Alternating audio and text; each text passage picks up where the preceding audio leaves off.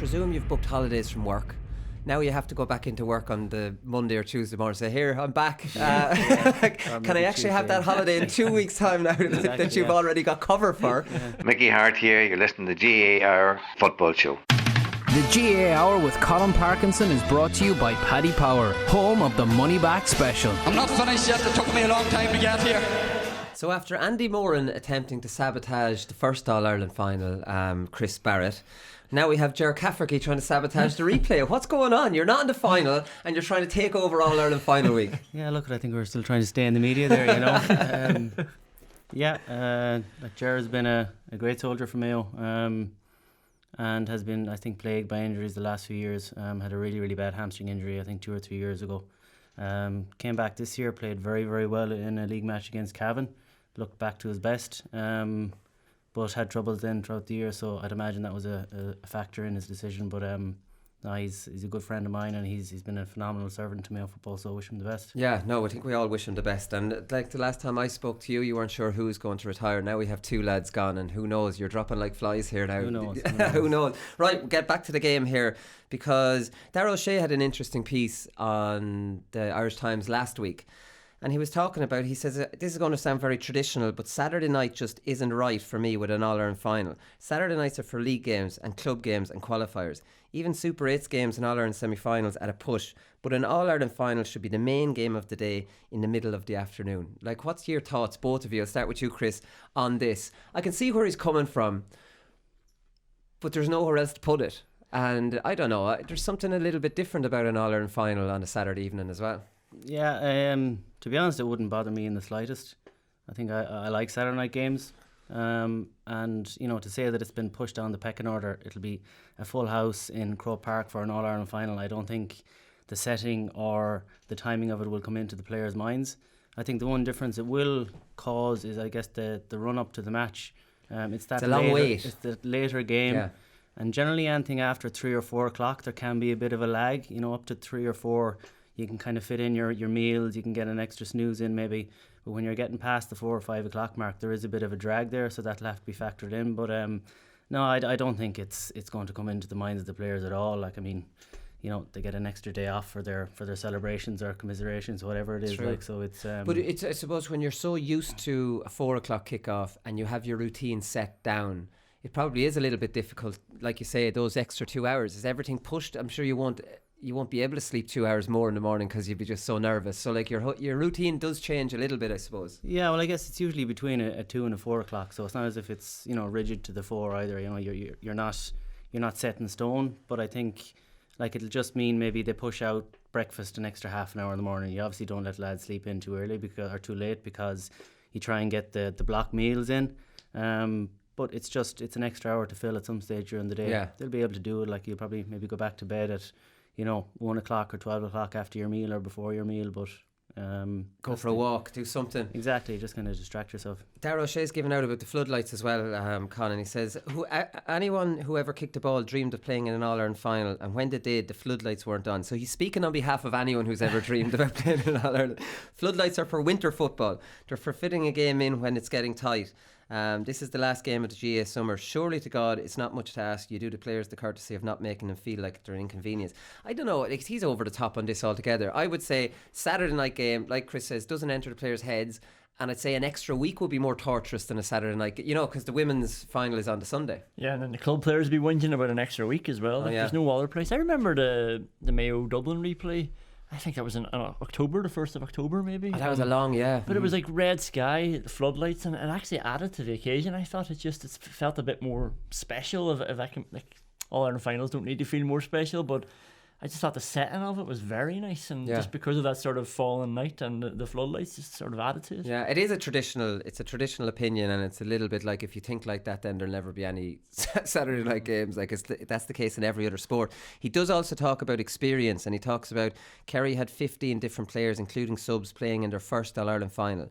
They know now that it's the same pitch, the same goalpost, the same size ball, the same everything as it's always been.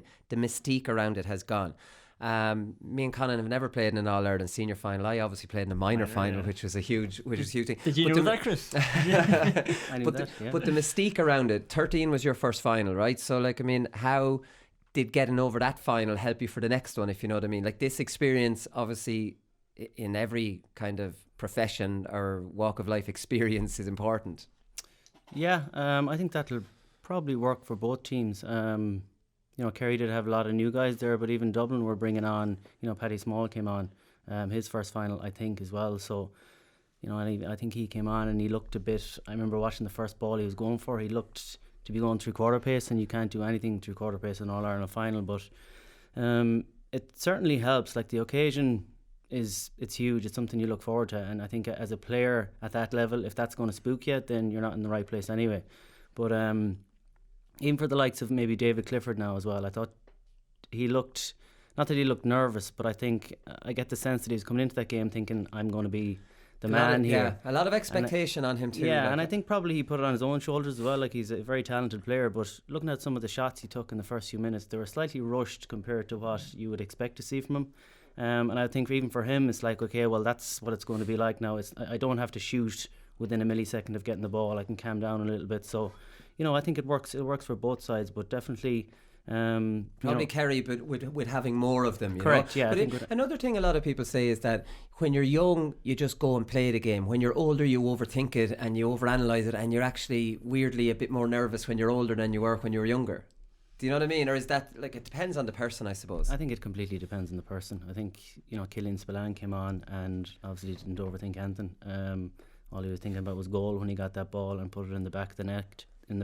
But it just comes down to personal preferences. You might have older guys that have been, they've gone through All-Ireland finals and maybe had bad experiences, or you could have older guys that have been in All-Ireland finals and have had great experiences they can pull on. So I think it's very much down to the individual, but sometimes that lack of fear, as for want of a better word, for a younger guy that doesn't really know what it's all about, can help, but also the lack of understanding of the actual intensity of the game can go against them. So it's kind of like a right, and that's the thing. But we were saying the last day, Conan, is the mystique around Dublin. Are they that much better than us? We're 1-5. Now they realise that they're just, another team and they can compete with them. I think psychologically the younger Kerry players, I think that rather than experience, I think the mystique around Dublin being some sort of superpower might be gone for them. Yeah, like physically they know they can stick with them for 70 minutes. Tactically they know they can be set up smart enough.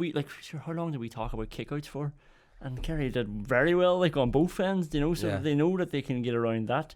And they know, like, they were 5 points down. Like, we might have been talking about them being a point ahead, and 5 points down twice. Yeah, 5 points down twice. With one time with like 56 minutes on the clock, they come back from that in an All-Ireland final against Dublin, the most sort of risk-averse team that we've ever seen. Like, some outfit that would normally just put that game to bed from that position. Kerry came back from that. Yeah. They know now that they can do that. It'll give them a lot of confidence, there's no doubt about that. Another thing we talked about the last day, and we're speculating on this, Chris, was Stephen Rochford. He was on the AIB GAA podcast and he was talking about, I remember in 2016, he was talking about the videos and the getting home from the match and stuff.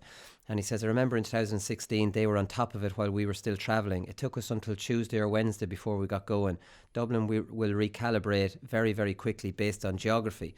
We were wondering, with the technology and everything now, that all the analysis would be being done as you're travelling home on the bus. Or in 2016, did you stay in the hotel in Dublin, or were all those plans scrapped and you went back home that night? Or how did you deal with the draw?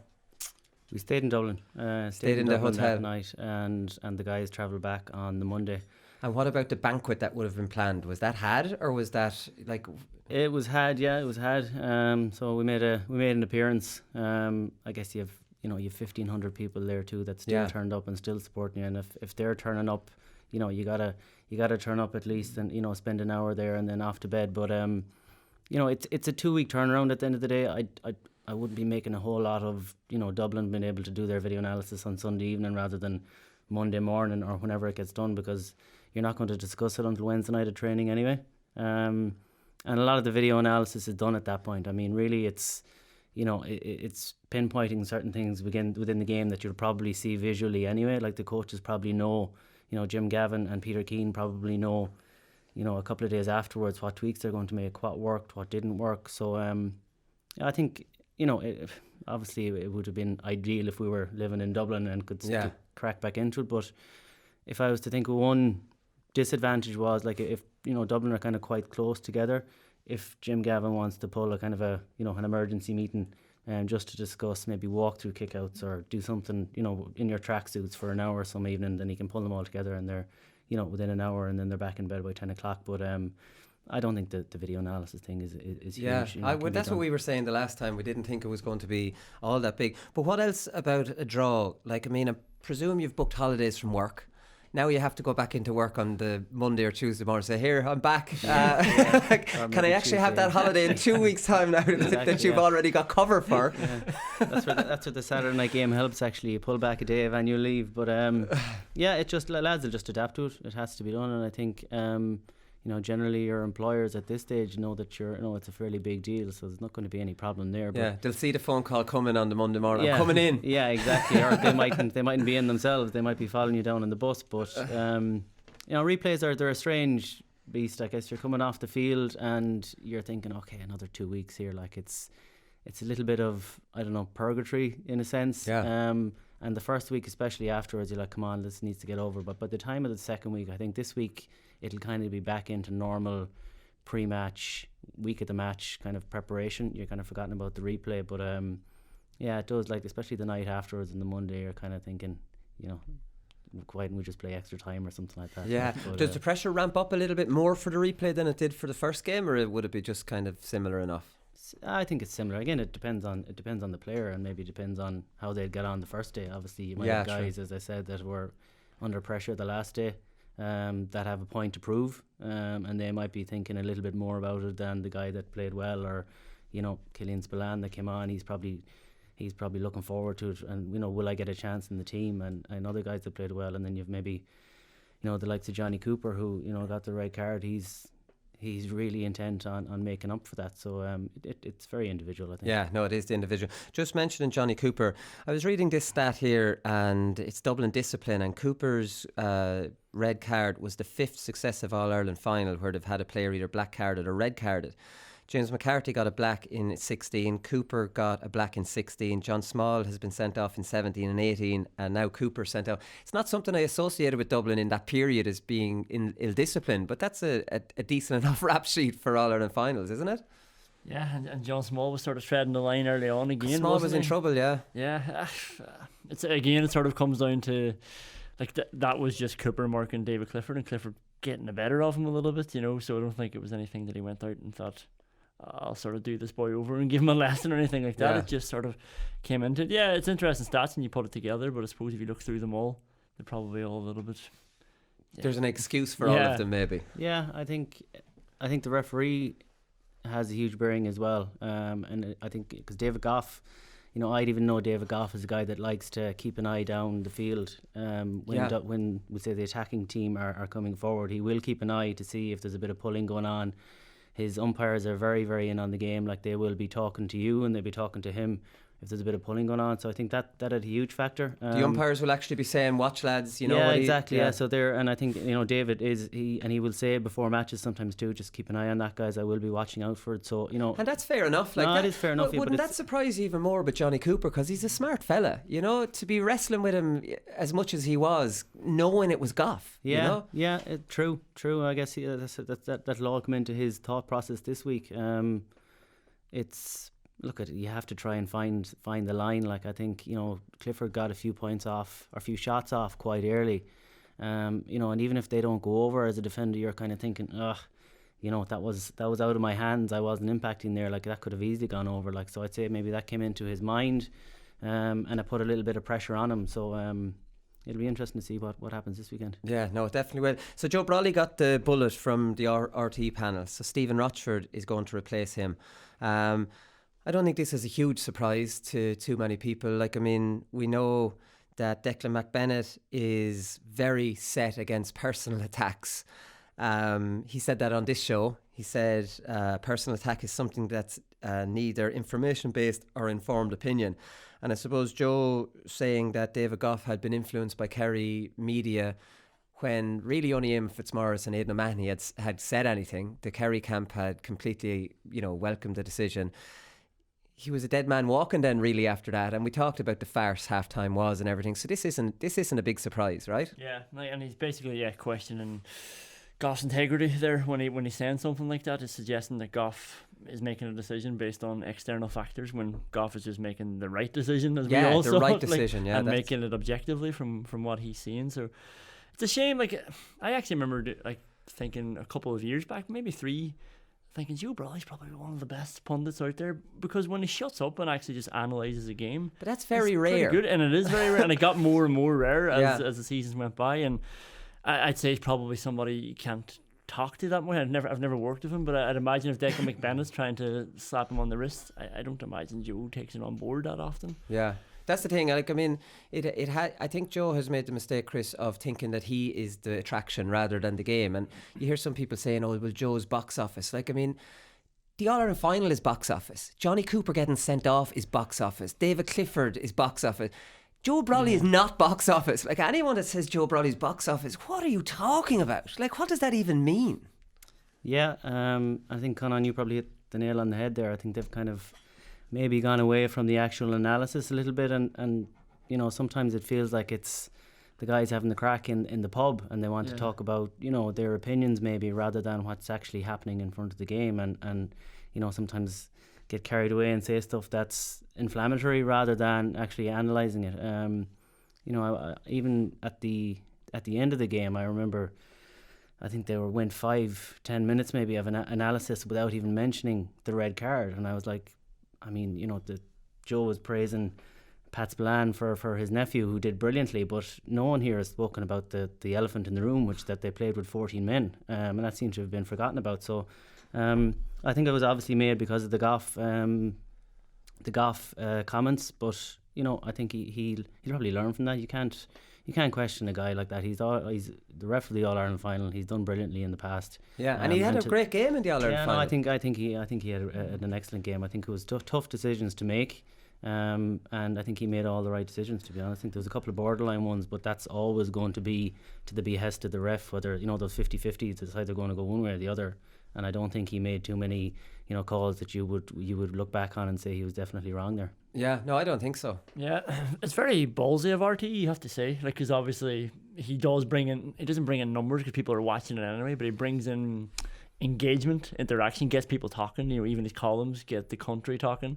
A lot of the time it's just because it's controversial, or he's slagging off Mayo unnecessarily or whatever else. But every time I think of Joe's analysis or Joe's punditry, I always think of my next door neighbour as this old fella who just loves him. And I sometimes think that Joe has been guilty of maybe thinking that's his only audience, like somebody who will retell a story or a bit of slagging that he told on air. Like, you know, and as Chris says, that sort of talk in the pub, like I'm sitting around the bar still talking to the old men and just having a bit of crack.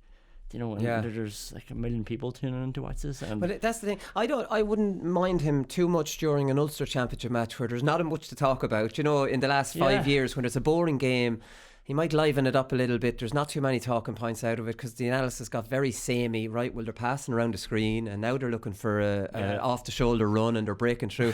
I don't mind him in that. This is a bloody All-Ireland final. I don't need Joe to be the star attraction in an All-Ireland final. This is too important, what happened in the first half, for him to be making it all about himself. But like, I mean, he wrote... I'd say he definitely knows he's put out a joint about this, because he wrote a piece in The Independent apologising to David Goff. So maybe he saw the writing was on the wall that he was getting the bullet. The talk is now that he's gone for good off RTE. So the Irish News are reporting this, and The Sun is reporting this, and they're saying it's not just because the source close to The Sun is saying it's not just because of the Goff comments. It's been coming a long time. But he needed David, in his piece in The Independent, he needed David Goff to explain to him why it was a penalty with the Johnny Cooper Clifford thing. And David Goff explained to him exactly what we were saying last Monday, which was obvious. There wasn't much pulling, but the time he pulled him disorientated David Clifford, and Cluxton was able to come out and catch it. Do you know what I mean? Even though you're in the cornerbacks union, Chris, are you, like, I mean, do you know what I mean? Does it need a referee to point out to a pundit, a pundit of 20 years, that yes, it was minimal enough contact, but he pulled him right at the moment David was actually trying to, you know, catch the ball?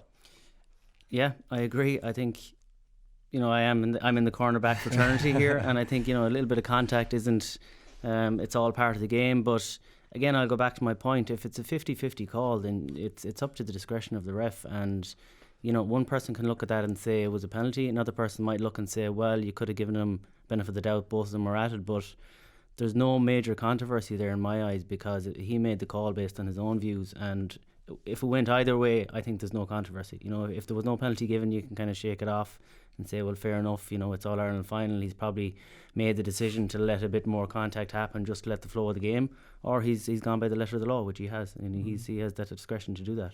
I don't know if I'd get rid of him permanently, just right now. Like, you know, maybe let him maybe try and learn his lesson from this final, missing out on the big day. I'd say he's had a good few slaps on the wrist in there. Yeah, like this could be the final straw. That's what I assume. Like, I'm just wondering, is he better than some of the other pundits that they have at the minute? You know, so like, do you want to just get rid of Ronaldo out of your team, and, you know, or just keep him playing somewhere else? This is the thing. Like, Stephen Rochford for an All-Ireland final, I would have him 100 times over Brawley, because like, you don't need drama. The drama's happened. Yeah. It's an All-Ireland final. I'll repeat myself.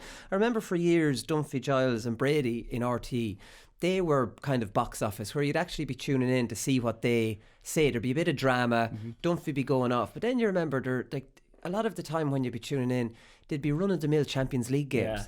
Do you know, it's like that Ulster final where you might want Brawley to liven up. You know, you want them then to be entertaining. But if Dunphy, Giles and Brady, if Ireland were in a World Cup quarter final and they're having a big debate about who's a world class player, you'd be like, lads, shut up. Yeah. You know, there's a time and a place to be a little bit entertaining, I think, and maybe Brawley has lost sight of that. That's it. Maybe like that's up to RT to use him better then. Like, you know, should they just use him at that time and place when they can just deploy him and sort of put a bit of stick about, as they said to you that time. Yeah, like, for Ulster matches. Yeah, but not for the All-Ireland final when there has been so much happening, not only in the first half but throughout the whole game. Exactly. For Leinster games. Exactly. We'll move on. Oh, quickly before we move on, there is a protest outside Croke Park. There's a group of Dublin supporters protesting outside Croke Park today to get Joe Brawley reinstated onto the RT panel. So someone needs to go down there, tell them to move. They're in the wrong place. This has nothing to do with Croke Park. This is a RT decision, and you're in the wrong place. And there's just the irony of Joe's love for Dublin is what ended it's what ended it all for him in the end. Dublin fans don't like travelling. They're going to Croke Park. It's too far. Conan, before we get into some analysis with the match, we're thanking GAA Go for giving us 2 tickets to give away for the All-Ireland final. Yeah, 2 Upper Hoganstein tickets for Saturday night's game.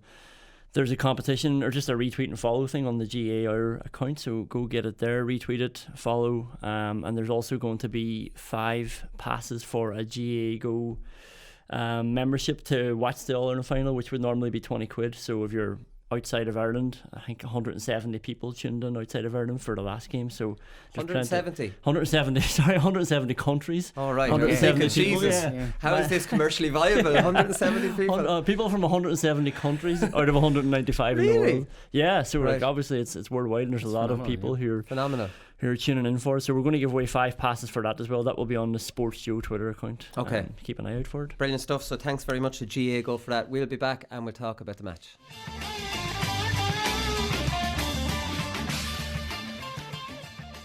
Alright, so Jim Gavin in 2016 rang in the changes against G. Chris. He brought in Mick Fitzsimons, who got man of the match. He brought in Paddy Andrews and brought in Paul Mannion. That was for Michael Darragh Macaulay, who could be sacrificed again this year for Bernard Brogan and for Davy Byrne. Do you see him making changes? The talk is that Murchan could come in with James McCarthy going to midfield, or Jack McCaffrey going to midfield, and John Small going centre back on Sean O'Shea. How do you see both teams, you know, learning from the first day and potentially making changes? Yeah, it's an interesting one. I think Dublin will probably make... I can't see them making too many changes. I do think that could possibly be the only one. I don't think they'll make any changes in their forward line. Is Keane O'Sullivan fit? Does anyone know? Don't think so. No. Okay, No. well, he was the one player that I would think... Oh, well, he's the one as well, yeah. That he would have been put back. But yeah, I think Sean O'Shea, particularly in the second half, really stood up there. And I think they do miss maybe McCarthy around the middle. You know, he's a luxury they'd like to have on the half-back line, but also in midfield. So I wouldn't be surprised if that happened. Will it have a huge bearing on the game? Not sure.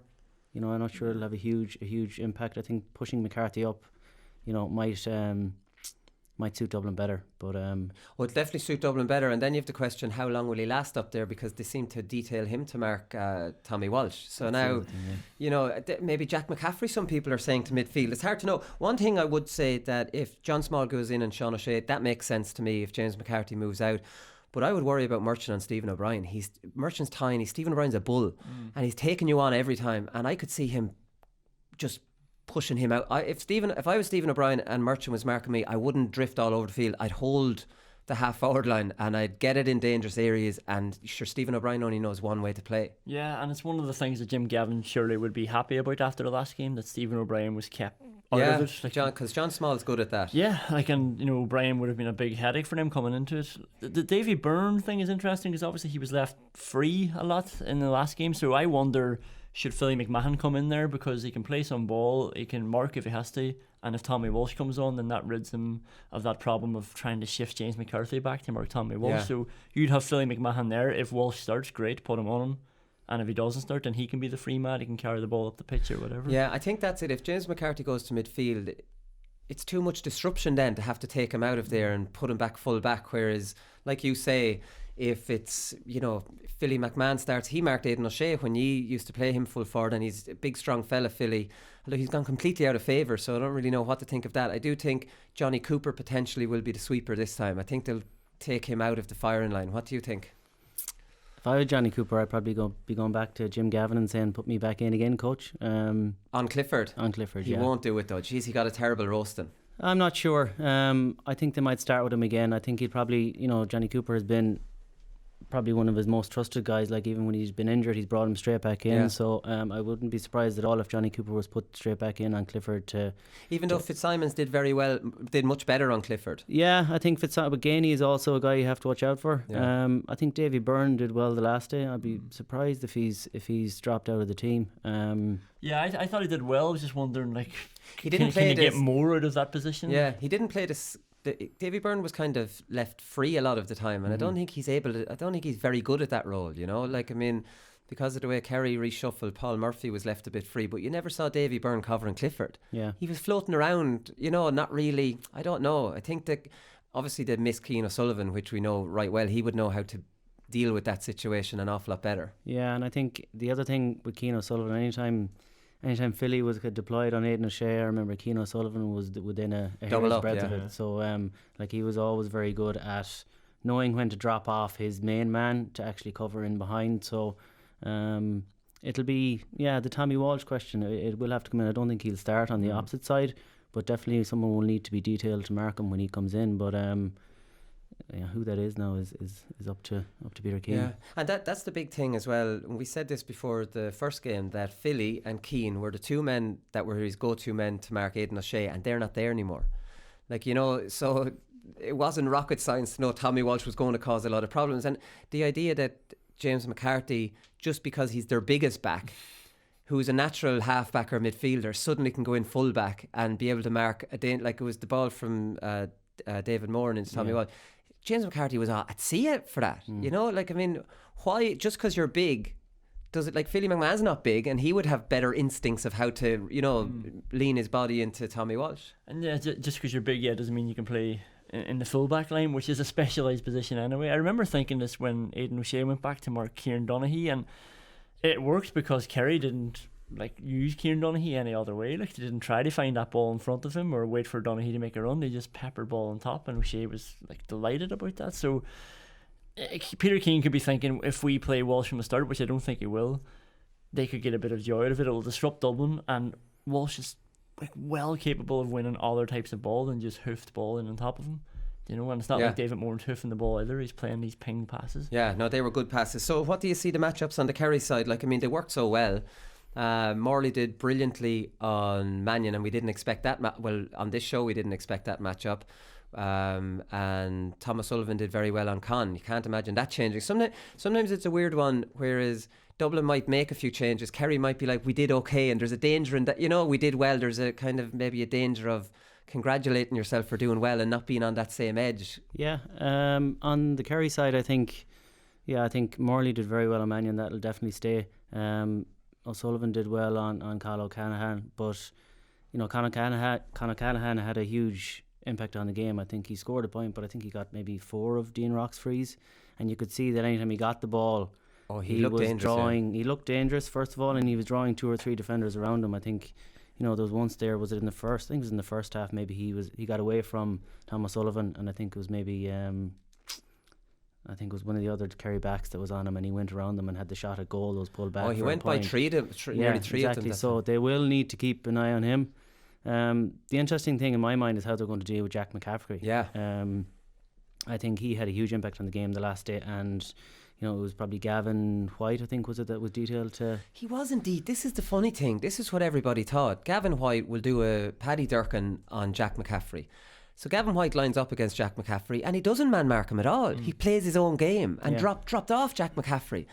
It seemed like the most strangest thing ever that a natural half-back is playing on him, and instead of man-marking him like Paddy, which worked so well and completely negated Jack McCaffrey, he dropped off him, which is what Jack McCaffrey loves. Now he can get ahead of steam, get a run going, and now you're not stopping him when he's at full speed. Yeah. I think Paddy Durkin is... Paddy Durkin is one of the best defenders in Ireland, in my opinion, and has the speed that can stay with Jack McCaffrey. So I think, that's a different conversation, I think. But he gave the blueprint, though. He gave the blueprint. I thinking about it, I nearly look at maybe moving Paul Murphy up. If I was in Peter Keane's shoes, I'd look at that, because Paul, he's an excellent defender. He's a great head on him. You don't actually need the pace. It'll be ideal, but sometimes if you're that smart, you can kind of take that 2 or 3 yards of space, and you're just clued in to when he might make the runs. Yeah. And the last day, it just didn't seem like anyone was actually keeping an eye on him, and he seemed to have the run of it. But I think the matchups in general, went well for Kerry. I think they will pretty much stay with it. I think outside of McCaffrey, they went well. Crowley did well on Kilkenny as well. The Howard and Scully are never really man marked. They do drop back, so you kind of have to let them. Howard did very well. He's another guy that needs to. Adrian Spillane started on him instead of midfield. Jack Barry went to midfield. Yeah. Adrian Spillane marked Howard, and that worked fairly well as well. But then he kind of lost sight of him a little bit, or Howard went wing back in the second half, and that matchup kind of disappeared. Yeah, that's the thing. So Spillane and White are obviously in the team. Kerry are going to play 4 forwards, and they want that to try and win the game. I think to mark Jack McCaffrey, you're going to have to take one of those forwards away, and Kerry don't want to do that, and rightly so, because they need Adrian Spillane and Gavin White dropping back to have those extra numbers to cover Con O'Callaghan. Yeah. And it's not possible to keep an eye on Fenton, Kilkenny, Mannion, O'Callaghan and McCaffrey. One of them's going to have a good game, so I wonder, is Peter Keane thinking, we'll just keep it tight at the back and hope Jack McCaffrey doesn't score 1-3. I think he could score more, but maybe they'll think he won't score that many again. Jack practically played as a wing forward. You know what I mean? You just can't do it. He scored 1-3. They have to fix that. But are they worried that if we push somebody up and we lose an extra defender, then Con and Mannion can win the game in 12 minutes? They could do more damage than McCaffrey could for the whole game. Yeah, no, I take your point, but it'll be interesting to see what they do. Personally, I would do what Mayo did and put Paddy Durkin on him and just track all his runs and frustrate him. And I think if you're dropping back Adrian Spillane, you've Paul Murphy freeing up to be sweeper. Actually, Paul Murphy isn't the best sweeper in the world. He's played sweeper against G as well, Chris, and you've had no problem bypassing him, because let's be honest, diagonal balls, which most top teams are really good at, they're overtaking the sweeper now anyways, and by the time he gets across, the double up isn't as easy to do. It's not, I don't think it's as straightforward anymore to be a sweeper. No, it's not. It's a tough position to play. You kind of need to have a few games there, and and be playing there all year to kind of know when to push, when to drop, when to press. Just going back to your point, Conan, on the forwards, I would nearly be of the opposite view. I think Kerry need to be a bit braver, and maybe drop out a Spillane or White and bring a kind of a threat on the half forward line. Because I thought, in particular, when they went down to 40, or when Dublin went down to 14 men coming out in the second half, I was hoping to see a kind of a, Kerry were pressing on, they were keeping men high up the pitch, but there was a turnover, I think, very quickly in the second half. I think Kerry turned it over in their own half back line possibly, and they started to break, and there just seemed to be no one in the half forward line. I think Clifford was maybe up on my own, and I was thinking, these guys are up a man here. Why aren't they changing their mindset? It's a man up isn't just a free man. You need to kind of change the mindset to go along with that. So I think the key to beating Dublin is pushing up on them and being in their face. And I think if you go with 2 wing forwards that are dropping back, and then possibly another one that's dropping back, I think you're feeding into what they want to happen. So that's kind of my suggestion. You maybe put Paul Murphy has played centre forward before. Yeah. So he could possibly perform a dual role where he could actually be told, okay, well, look, at run the half forward line there a little bit. Let's be an outlet, but also keep an eye on Jack McCaffrey. So I think it could be something they'll think of. But definitely, they need the O'Brien, Clifford, Gainey, Sean O'Shea, and maybe another one in there to occupy the Dublin backs.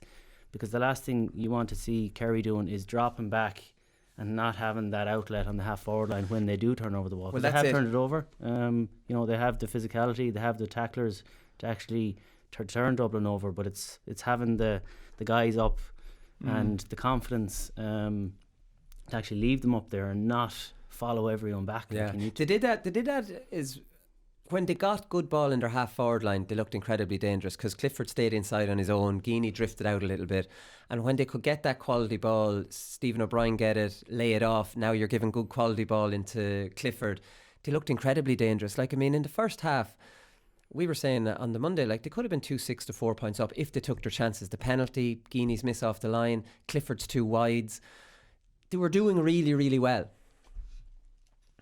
Yeah, they were doing really, really well. I don't want to come back to Chris's point, but that's probably a very good, valid point, because what Paddy Durcan did was he put Jack McCaffrey on the back foot as well. He wasn't just marking him; it made him worry about going the other way. Whereas you were like incestuous the other day, thinking Jack McCaffrey was left free. Jack McCaffrey was left free in an All-Ireland final. Whereas like Durcan gave him a headache that he had to sort of pick him up and worry about him. Kerry got a lot of things right, and it's just whether or not they can do it again. And I think they can, because they've got the Walsh option. They might bring him in earlier, and they have Stephen O'Brien. I think, is he one of these guys will be thinking, I need to have a better game? And obviously he's had a great season, so he has it in him, and then it's just getting more out of Clifford, which they will too. Yeah. What did you make of the last 12 minutes, Chris, when Kerry went a point up? They couldn't really hold on to the ball. Like, what's that like against Dublin? We thought maybe the 5 in a row would weigh heavily on Dublin. It didn't. It almost, they could see it slipping away from them, and it totally turned a screw. Mm-hmm. And Kerry just couldn't get it, even though they had an extra man, they couldn't really get it past the halfway line for a full 12 minutes. Yeah, it was interesting to watch it when you were, like, you kind of forgot that there was the 14 against 15. And even for kickouts, and this even was before I think they went a point down Dublin, like they did have 3 men in the full forward line. They were still pressing kickouts, so you're thinking, okay, there's a free man here somewhere. But I think that was in stark contrast to Kerry. With the man up, they were a little bit tentative, a little bit afraid, whereas Dublin with the 14 men weren't afraid to push up and put pressure on, and they got they got key turnovers there off, I think it was McMenamin, maybe Connolly, David Moore, and Jack McCaffrey got really key turnovers. So, but what's it like under that? Like, cause the tension of that final was a little bit like the tension I felt watching your finals against them. What's it like trying to work the ball out of the defence with that pressure on you, knowing that if I'm the one, it wouldn't really enter your head? Maybe you would. Better not give this away. Like, I mean, what's it? I can only imagine what it's like. It's more when you don't have the ball. It's having the courage to go and get it. It's having the courage to go and get it. Have enough guys on your team that's okay. I'm going to make that run for the kick out here. I'm going to be the man that's going to show, even though you're as close as this to me. So it's when you have the ball, natural instincts take over, and you'll try and make the right decision, and you won't give away. But it's the movement to actually give the option to the guy on the ball. That's the key thing, and that's not to hide. Not to hide, and sometimes. Sometimes some guys just they hide. They're kind of thinking, I don't want to be the guy that makes the mistake here, and I give away the ball, and all of a sudden it's a draw game. So again, that's something that maybe Kerry, they'll learn from the last day. The 15 guys playing their All-Ireland final for the first time. They might stand up the next day if the same thing happens in the next 10 minutes they've been through it. Because you would think they timed their run perfectly. Like, you got the goal with Lee Keegan, I think it was 62. Kerry went ahead in 66, 1 ahead. You'd imagine this is timed to perfection, because if you go ahead too early, obviously there's the tension of it, but like, I mean, even after 60, I think the only thing we can do is compliment Dublin on being incredible champions, that when their backs were to the wall and they didn't hide, and Dublin probably they're not a team that would hide. No, and a man up and a point up, you think Kerry, but it was very easily sort of brought back down. It didn't seem like Dublin had an extra man. Was it down in Tralee in the league game as well? Dublin had a man sent off, and they finished it really well. They came back from 5 down or something like that. So, even though they do have the extra man, as Chris is saying, like Dublin at that stage, credible champions. They were, every single one of them was hounding them. Like, you know, every time a Kerry player turned around, there was 2 blue shirts coming streaming at them. And it's very easy just to get lost in that then and not show the option. And they've played those possession games, like, you know, even if one person isn't showing, then you're a man down yourself. Yeah, and that's what happened with Kerry. I know, it was very impressive. So kickouts, like, were you surprised, Chris, with the kickouts last time? We did a lot of analysis about this. Conan did a great piece, and we were talking about what Kerry would do, and they'd overload one side, and they knew the Dublin press. And as it turns out, Kerry went short as much as possible. Like, I mean, they went short a lot more than I thought they would. I think they looked under a bit of pressure when they went long. I think they won very, very little of the long kickouts they actually kicked, and even the ones they won, it looked like Dublin had more men there. So, like, I think they do need to mix it up a little bit. Dublin are very happy to let you get the short kick out. Yes, they will press up, but once you get it away, like, they're into their zones. Like, now you're getting it. Yeah. So they're like, you'll see them coming down the wing, and they're happy. They'll all show you the wing. You know, they want you to go down there. Like, so they have. Once you get a short kick out against them, their systems are in place. So I think Kerry need to look at ways of getting it out longer, getting men around the ball, and having a platform higher up the pitch with which to attack Dublin at a different area and kind of get them a little bit out of kilter. Whereas they got it out pretty well, Kerry did, in fairness to them, didn't they? Like, I mean, I don't remember any major turnovers from their kick out, from the short kick outs. No, like, it was surprising how well they did from the short kickouts, but I think Dublin probably weren't as aggressive as we might have thought they were as well, and the 4 Kerry forwards who were permanently there probably spooked them. And remember, they had 4-man markers as well, so they couldn't just fully bring commit everybody to that up. press. See, that's what we were saying, a mistake you made, Chris, in that you only left Cohen and Killian up front, so you almost allowed Dublin bring all those players up into your half, whereas Kerry were leaving 4 up front. So Dublin actually, they're a little bit conservative. They didn't want to do what we know Kerry's press was incredibly brave, and Dublin got 1-2 off it, but Kerry did well off it as well. That Dublin didn't want to move the 12 outfield players into Kerry's half because Kerry were leaving more forwards up, you know, potentially than ye had. Yeah, I didn't notice that actually. I thought Kerry dropped back a little bit. Maybe this is just off kickouts, but off kickouts, Kerry were going 2 versus 4. Yeah, okay. They were leaving Conor Mannion completely free, and Morley and Thomas Sullivan were moving out on whoever Dublin had on the half forward line. Yeah. And they're just leaving them completely free. It's bizarre to watch it. Yeah, it is. It's incredibly brave. It's brave, yeah. Yeah. Were they doing it at the end of the match? Oh no, they gave it up in the second half. Yeah, which is, I guess, comes back to the point. You need to commit to something if you're going to commit to it for the whole match. And see, they got hit for that 1-2. Jack McCaffrey's goal came off it, and Dean Rock's point came out. When Dean Rock caught a clean kick out and Howard caught a clean kick out, they were marks. They're under all sorts. Instantly, yeah. If you lose that kick out, you're in a lot of trouble, you know. But the Jack Barry won one of Cluxton's. They won another one off a break off Kieran Kilkenny. They got some joy off it. You know what I mean? Keane Ward is of the opinion, if that's your tactic, you have to stick to it. Yeah, I think looking back at, you know, how Kerry can possibly improve on their kick-out strategy the next day, I think, you know, you're right, they got the ball off short and they did work it out quite well, but there was a lot of carrying up into midfield zone, and then it was, you know, there was a slow maybe hand pass sideways to a half forward coming out, and he's coming around on the loop. I think they need to look at ways of possibly getting, you know, a quicker ball into the half forward line, and then, you know, a turnaround and a kick into the full forward line, which will open it up. I think there was too much soloing up to the midfield zone, which just allows Dublin to get back into their zones. And the only kick passes I can remember going into Clifford were actually from Gainey. From Gainey, yeah. Who was actually a full forward himself. So he was kicking into a man on his own.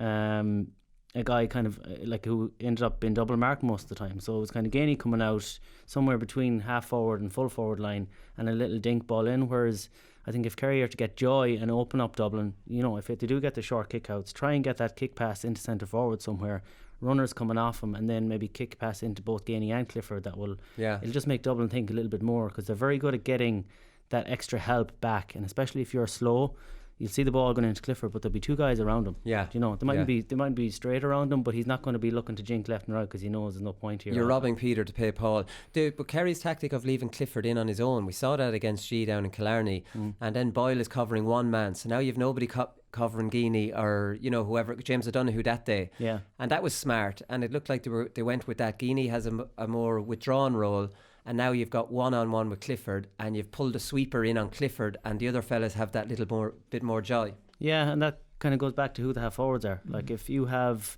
someone that can drop off Adrian Spillane easily, or a Gavin White, they're not going to be worried about them as much. So then that gives them the kind of it's okay now. Gavin or Spillane aren't going to they're not going to trouble the score sheet too much. You would imagine. Good players, but they're not the Stephen O'Briens of this world. So he'll be that half back that's marking him will be happy to drop back in and be the extra sweeper, and probably has been told by Jim Gavin that do that if it comes to it. Clifford is the danger. That is the important thing, is to have a half forward line. I'm saying this for a long time in the show, having a half forward line that's dangerous enough that they can't drop off and they have to follow. And I think the new prototype of half forwards are going to be a little bit like Stephen O'Brien, who can work hard. Who from Donegal, Jamie Brennan, who works hard but also is a threat. You can't drop off them, but they'll put in a shift for you as well. Do you know what I mean? I think it was for a long time you're a scoring wing forward and you won't work, and then it moved to you're a working wing forward and you're no threat. And now the new generation of wing forwards are going to be wing forwards who have to be able to do both, or you're not getting your game. I hate these new wing forwards. Yeah, and Conan's one of the working wing forwards. I think we've got another couple of years at club level. But it's interesting, even putting Tommy Walsh into that bracket, the mindset changed, because one of the big things, not only should you have boys who are going to worry the defenders, but it's moving the ball quickly, as Chris says. So why would you want to be so slow against Dublin? You're not, your chances of getting past them is going to be reduced severely. And especially as well, another thing is that Dublin are spooked by David Moran. So they had Fenton covering David Moran for the kickouts. So why not, if Dublin are spooked by David Moran, why not give it to David Moran? I always find there's a complete contradiction in these presses. I'll actually throw this to you, Chris, because you're pressing the opposition's kick out, right? You want them to go to midfield, right, where you have a chance of winning it. But for your own kick outs, you have the same midfield and you don't want to go to it, you want to go short. Do you get me? It doesn't make much sense to me. On one side, you're forcing them to go to midfield because you might see you have an advantage there. But on the other side, you're not... Now, Mayo probably a difference this year, where you went to midfield a lot more with Hennelly. But there's a lot of teams... They're obsessed with going short on their side, and then they're obsessed with making the opposition go long. There's a contradiction there, right? Yeah, there is. I think, you're right. We, excuse me, we concentrated a lot on going longer this year, with both Clark and Hennelly. It doesn't matter really who was in goal, but it you win the ball further up the pitch, and it's a much better platform for the attack. But I guess it's down to percentages as well, guys. I think if they have the ball more often, then they can rack up more scoring chances. But I'd like to see, would you ever do the stats on how many scores come from a short kick out in contrast to how many come from a long kick out? Because you might gather possession from the short kick out, so that looks good, but then you might work it down the field. Obviously it's usually slower, and then good teams like Dublin are in a defensive position and you don't get a score. Do you know what I mean? I'd like to see stats on how many, you're retaining possession, which is vital, but the flip side of that is that the other team are going to have more bodies back. Do you know? So there has to be some sort of payoff here. Yeah, I'm not sure of the actual figures, but I know we did, as we've highlighted before, the kind of possession to shot ratio of winning high up the pitch versus getting a short kick out is much higher. There's a stark difference in it. Right. But then Thank you. It's but it's down to forward me on those stats. I will. But it's down to the coach then to make that decision. You have a less chance of winning the 60-40 or the 50-50 out in midfield, but does it weigh up versus that? That's the question. But that's getting very technical. No, it is. We like to get technical here. We like that. And how many? Especially when I'm proven right. How many are you conceding then as well from a short kick out that's gone wrong? Versus the risk of that, not winning that's the ball true, in midfield that you've kicked out in midfield, because you're still sort of set up in defence if you lose it in midfield. Yeah, but you probably concede goals and points all the time from a short kick out. No, it's definitely true. One quick word on Fenton here, to finish up. Haven't seen him being that quiet in a long time, Chris. I'm sure when you're going in to play Dublin, he's a huge, a big talking point as one of the 3 or 4, really important Dublin players. Yeah, he's one of their main men. Probably didn't have as good a game as he has had the last day. They'll still be keeping a firm eye on him. He's critical, I think, in kickouts even for Cluxton, but also he's very good at coming off the shoulder and kind of linking play. But He's very good at that. Do you think he was a little bit confused by having to pick up Moran for kickouts? Usually it's the other way around. Somebody's worrying about him. Now he's to worry about him. So he's picking up Moran for kickouts, even though Moran's very good at them. And now suddenly he's Jack Barry picking him up. I'd say Fenton was a little bit like, just let me do my own kind of thing, maybe. You know the way midfielders have little kind of egos. I'm okay. Yeah, it's not often Fenton has a job to do on somebody else, if you get me. Yeah, and when Jack Barry is then going on a run, when Jack Barry's been picking up Fenton, does Fenton feel the responsibility to follow him then? It's a bit confused now, it is, because you see Fenton picking up Moran from kickouts and he's on him. Now Jack Barry, like you say, it goes on a run, but you can't just mark Fenton from the kick out then just abandon him, because Moran needs to be marked. I just thought that was a little bit confused from Dublin. Yeah, it definitely was, and it was probably one of the areas where Kerry set the terms. We were always worried about Dublin set the terms of engagement and Kerry reacting. This was one instance where Kerry came in and asked the questions of Dublin, and they did what they wanted to do. Barry went on Fenton. Moran was going free for kickouts and trying to dominate the game, going the other way, and Dublin were left trying to solve the problem. And it might be the same unless, as you say, they bring James McCarthy in or Jack McCaffrey. Yeah, bring Jack McCaffrey. Finally, Tommy Walsh, we're all agreed he won't start. He made such an impact. Bring him on a little bit sooner than 55 minutes. I was amazed he didn't get more than that. 55 minutes is 22 minutes in the, with the 7 minutes of injury time. Start him. We were saying for the first game, absolutely start him. It throws Dublin's matchups into disarray. Mm-hmm. He had that big impact on the bench. Was that because they were a man up and he came on for Brian Buglee, and suddenly now Kerry had almost had an extra forward and confused Dublin? You know what I mean? Could he have that impact again? I wanted to start. I would have started him for the first game. I'm a little bit unsure what to do with him now. I do think the Clifford inside on his own works well, maybe to start with. That's one of the reasons I wouldn't potentially start him. I think when Tommy Walsh is playing, there's probably a different mindset in the Kerry players out the field, and they're probably thinking, I need to kick in a few high balls here. And it's very rare that you see a high ball going in that's actually landing on the money. It needs to be kind of a driven ball. It needs to have a bit of loft on it. Similar to the one David Moore gave in, like that was actually right on the money. But if you have him starting from the very, if you have him starting, then it will change. It will alter your game plan. You could end up kicking 3 or 4 balls in that are easily. Dublin are pretty good at dealing with high balls. So you could have a case where Clifford is frozen out a little bit, like that. You're not kicking the. That's the danger. That's the danger. Yeah. So I Clifford would definitely moved out to the half forward line at kind of after a while after Walsh coming on. Yeah, so it does alter what they're doing. So I think they'll see how the game is going. I wouldn't be surprised if it's still 55, 60 minutes before he comes on. And depending on how they're going, but it does alter. Like their key is Clifford and Gainey and that kind of axis, and Stephen O'Brien and Sean O'Shea. So to alter that kind of changes how they want to play and how it is a plan. It's pretty much a plan B. I've changed my mind a little bit on it, because I do think Clifford inside causes all sorts of problems, and like we said, the sweeper will probably cover that, and now you have a bit more freedom for the Guinea or whoever's out in front.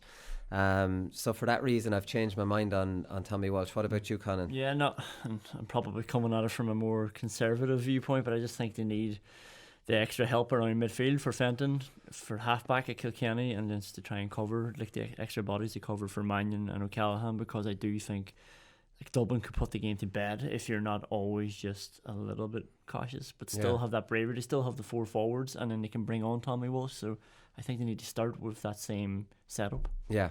Okay, exactly. Right, we'll come back with Paddy Power predictions.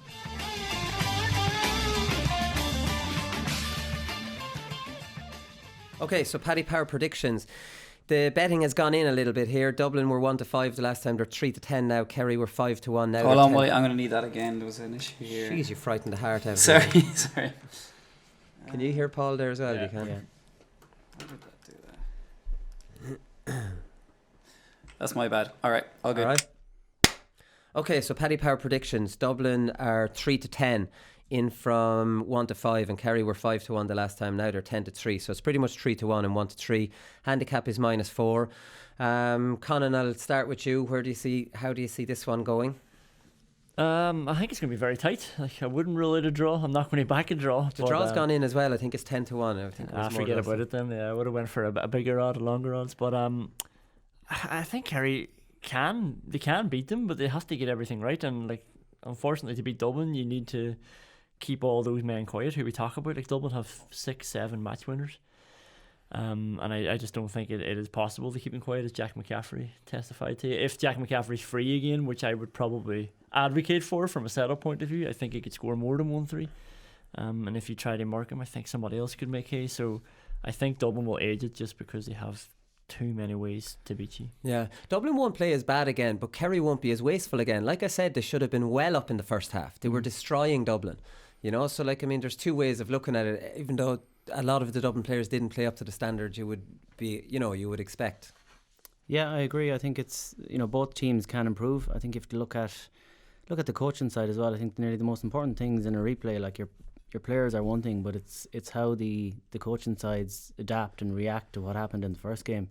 You know, and in the Kerry dressing room, you know, I know Donny Buckley's going to be there, who will have a huge say on how they set up, how they change. He'll be analysing the game to within an inch of its life. So what's he good at? He's good at with defenders, is he? That's his reputation, is it?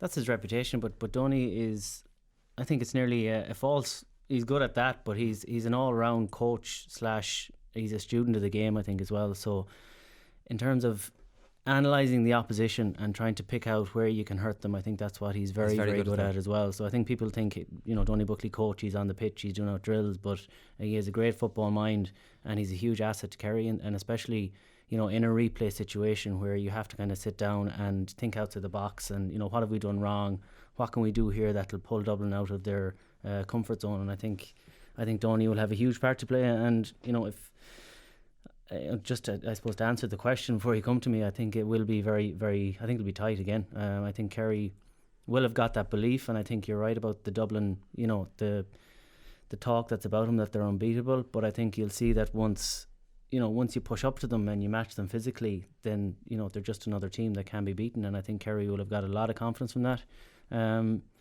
But I do think the 14 men has been lost here. The fact that Dublin actually drew a game with 40 men for 40 minutes, and I think that did a 5-point head start. Yeah. So it's I just think that I think Dublin will have too much. I think it'll be close. If I was to call it, I would say a 4 or 5 point game, with possibly Dublin winning by 1 or 2 into the last 5 minutes, and possibly hit them on the break with a couple of quick points or a goal to finish it off. I think so. But I think Kerry will really put it up to them. That's the thing. That's the great thing about the game, is that Kerry have those few forwards that could potentially, you know, cause them an awful lot of problems. Puncher always has a chance. And just even like to compare with Mayo, who've got close to them as well, you didn't have, I don't want to be disrespectful to your forwards, but like sometimes you can just give it to David Clifford, he'll get you a wonder point and you go, oh, lovely. You know, that we didn't have to work too hard for that. Do you know what I mean? Whereas I always felt with G against Dublin, you worked bloody hard for you know what I mean, for your scores against them. Would that be fair to say, Chris? No, I don't think so. I can remember a few wonder points from Cillian O'Connor or Andy Moore. At you know, in a lot of the games we played them. So,